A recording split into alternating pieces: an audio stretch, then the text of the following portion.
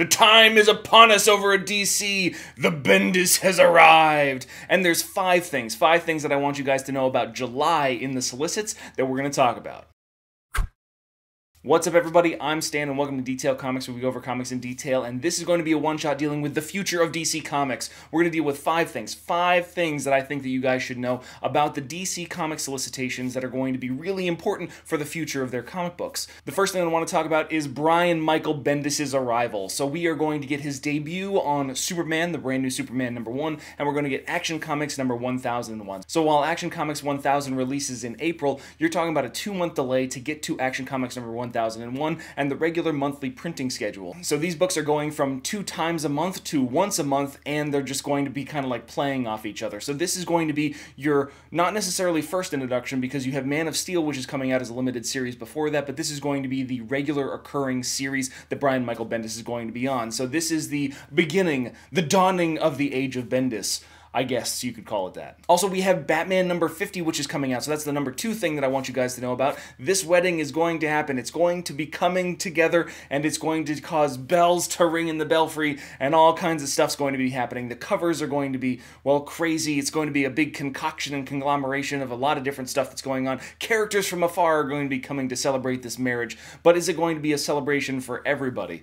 Because if we're talking about other solicitations that we're going to be talking about a little bit later on in the video, it might not necessarily be all, sunshine and honeymoons for everybody. When we talk about 3, or the third thing that I want to chat about regarding the solicitations, there are new number 1s all over the place, but the 3 most obvious ones are going to be Catwoman number 1, which is announced recently. So Joelle Jones is going to write and do the art for the Catwoman number 1 series, which is going to be her own standalone, which is taking place after the events of Batman number 50. So Batman number 50 becomes a must-read to set this book up. A lot of people are implying that they're not going to get married, or all kinds of other stuff is going to happen. This is the only way to find out, but Catwoman number 1 is, for all purposes, going to be a beautiful book, because Joelle Jones does a phenomenal job on her art when it comes to that character. Just the promise of that alone has me on board for that entire series, so I'm in for that. But we also have Justice League Dark number 1 making its debut, as well as Justice League Odyssey number 1. So these are the counterpoints to Scott Snyder's Justice League, which is going to launch in June.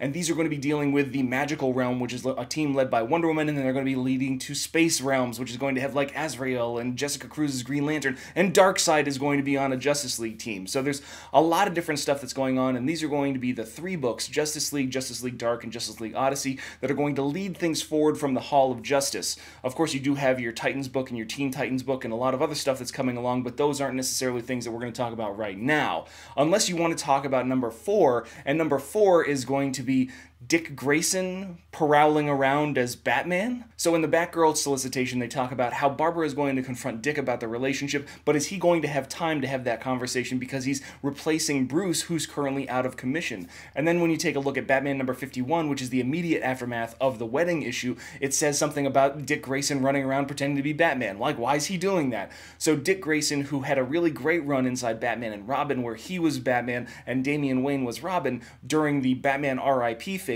of the DC universe, this is going to be a pretty cool throwback into it, so I'm really looking forward to the possibility of getting a little bit more extended stay of Dick Grayson as Batman. But that leads us into the number 5 thing, and the number 5 thing that I want to chat about is going to be the Ultraviolet Lanterns. Hear me out here. We know that there are a bunch of different lanterns that are out there. You've got red for your anger and rage, you've got your orange for your avarice and greed, you've got your yellow for your fear, you've got green for will, and all those kind of different parts of the visual spectrum. So the blue, the indigo, the star sapphires, all that kind of stuff. There's all these different lanterns, and what we're getting is Scott Snyder introducing inside the pages of Justice League the Ultraviolet. So while all the current lanterns are inside the visual spectrum, this is outside the visual spectrum. This is another one of Scott Snyder's simple interpretations of science inside the DC universe. While all the lanterns currently are based around the visual spectrum of light, what happens when we take a look outside the visual spectrum of light? What happens when we take matter, antimatter, and then turn it into dark matter? Take the universe, flip it on its end, turn it into the dark universe.